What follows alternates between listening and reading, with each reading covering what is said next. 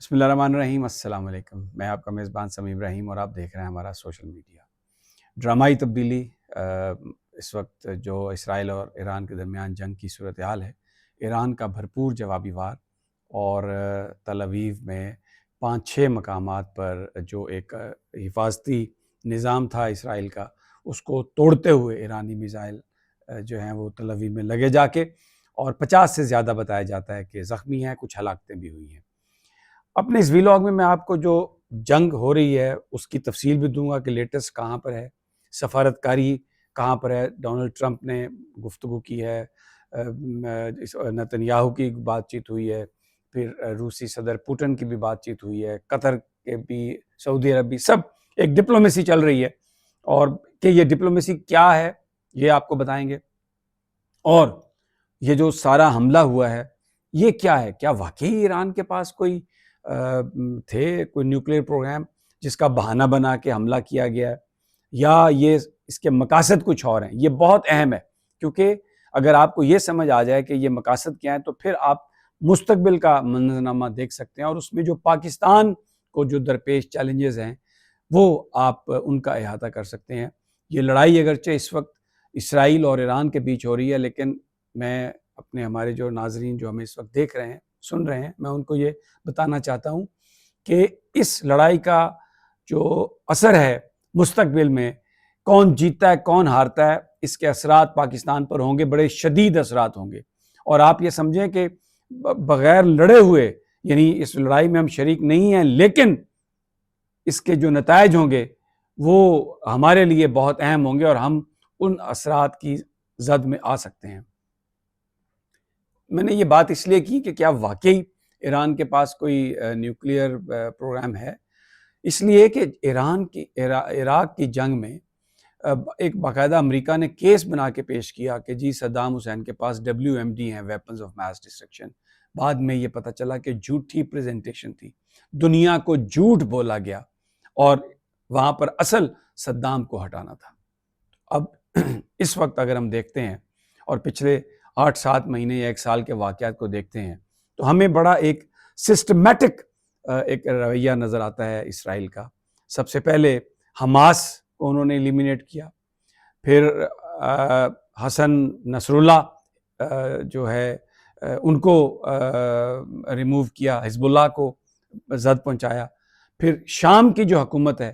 اس میں تبدیلی آئی، اور اس کے ساتھ ساتھ ایران کے جو اہم لوگ تھے ان کو باقاعدہ ریگولرلی نشانہ بناتا رہا اسرائیل۔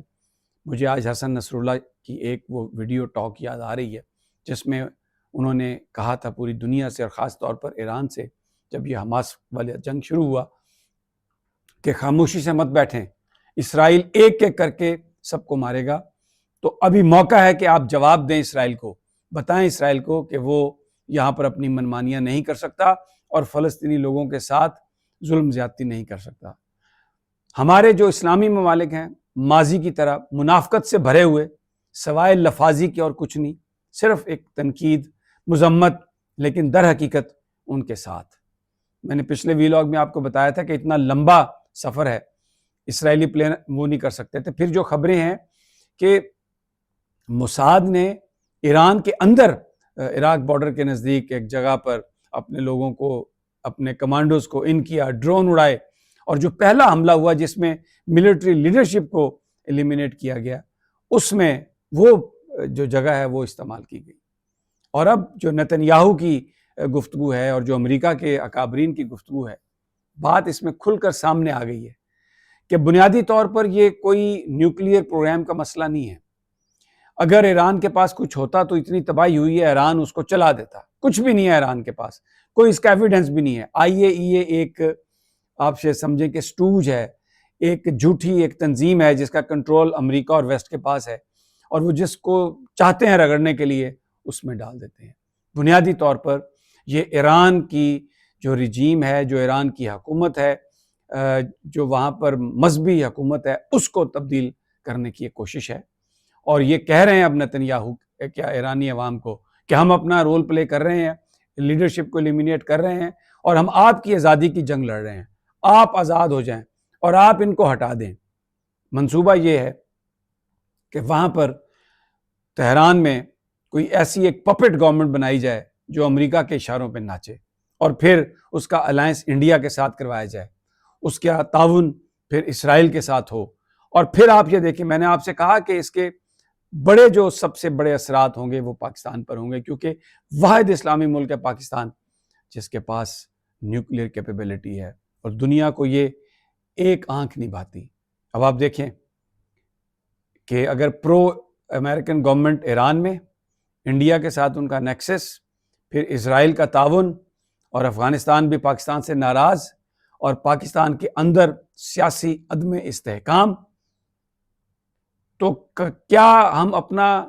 پھر جو نیوکلیئر ایسٹس ہیں کیا ہم ان کو بچا سکیں گے؟ اگر اس طرح پاکستان پر حملے شروع ہو گئے، کیا ہم یہ کر سکیں گے؟ تو یہ بہت ضروری ہے کہ جو کچھ اسرائیل نے کیا ہے، جو بھی انٹرنیشنل قوانین کی خلاف ورزی کی ہے، حملے کیے ہیں وداؤٹ ایویڈنس، اس کو ایران بھرپور طریقے سے جواب دے، اور یہاں پر جو خطے کے ممالک ہیں وہ اپنا رول پلے کریں۔ اب ڈونلڈ ٹرمپ کی گفتگو سعودی ولی عہد سے بھی، قطر سے بھی، پوٹن کی بھی گفتگو، مختلف لوگوں سے، ٹرمپ کے ساتھ گفتگو، ایران سے کہا جا رہا ہے کہ آپ ریسٹرین شو کریں، اور ایران کے وزیر خارجہ نے انتہائی ذمہ داری سے یہ کہا ہے کہ یہ ظلم ہے اگر آپ ایران سے کہیں کہ ہم ذمہ داری کا مظاہرہ کریں۔ اسرائیل نے کیا کیا؟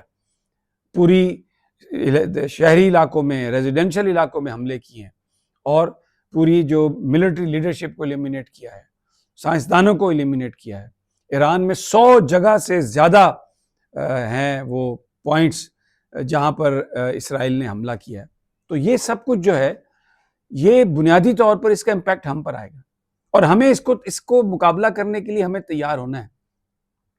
اس وقت جو ہماری صورتحال ہے، جس طرح ہماری سیاسی قیادت جس طرح سے بکھری ہوئی ہے، وہ افسوسناک ہے۔ بھارت کے ساتھ کلیش ہوا ہماری ایئر فورس زبردست طریقے سے لڑی، ہماری جو بری افواج ہیں انہوں نے فتح 1 اور فتح 2 جو میزائل ہیں ان کا بڑا زبردست انہوں نے استعمال کیا، اور لیکن آپ یہ بات یاد رکھیں، امریکہ نے فوراً انٹرونشن کی۔ وہ جو انٹرونشن تھی وہ پاکستان کے لیے نہیں تھی یا خطے میں امن کے لیے نہیں تھی، بھارت مشکل میں تھا، بھارت کو مشکل سے نکالنے کے لیے کی، کیونکہ بھارت کے جہاز گر رہے تھے۔ پاکستان کے ہوا بازوں نے اور ہمارے پاس جو ٹیکنالوجی تھی، انہوں نے رفائل کے اور دوسرے جو سارے ان کے جو سسٹم تھے ان کو جیم کر دیا تھا۔ تو اس وقت انڈیا کو بچانے کے لیے امریکہ آیا، بالکل ویسے ہی جیسے کارگل میں فائر بندی کروائی گئی تھی۔ بالکل ابھی بھی جو ریٹائرڈ ہمارے افسران ہیں وہ کہتے ہیں کہ اگر صرف 18 گھنٹے یا 12 گھنٹے اور اس وقت ہماری حکومت سسٹین کر لیتی پریشر کو، تو سری نگر میں ہماری فوج داخل ہو چکی ہوتی۔ لیکن تب میاں نواز شریف کی حکومت تھی، اور اب ان کے بھائی میاں شہباز شریف کی حکومت ہے۔ پاکستان ڈائریکٹلی متاثر ہوگا اگر اس کانفلکٹ میں خدا نہ خواستہ ایران نیچے جاتا ہے، اس کے اثرات پھر ہمارے پاس آئیں گے۔ اگر کوئی ایسی رجیم ایران میں آتی ہے جو پرو امریکن ہے، پرو اسرائیل ہے، پرو انڈین ہے، ہماری مشکلات بے پناہ بڑھ جائیں گی۔ ہمیں اپنے اندر، میں بار بار یہ کہہ رہا ہوں، اتحاد پیدا کرنا ہے، سیاستدانوں کو اپنی رسپانسبلٹی کو سمجھنا ہے۔ سیاست ایک طرف، ملک ایک طرف۔ قوم نے دیکھا کہ ہماری افواج نے بڑی بہادری سے جنگ لڑی، اب سیاستدانوں کو اپنی ایگو سے باہر آنا ہے اور ایک ہونا ہے۔ یہ جو الزام تراشی اور ظلم و ستم ہے، اس کو بند کرنا ہے۔ اگر یہ بند نہیں ہوئی تو جو کھیل اسرائیل اور امریکہ اور انڈیا کھیل رہے ہیں ایران کے ساتھ، خدا نہ خواستہ، اللہ نہ کرے، میرے منہ میں خاک کہ ہم اس کا نشانہ بنیں۔ اگلی ویڈیو تک اجازت، اللہ نے کے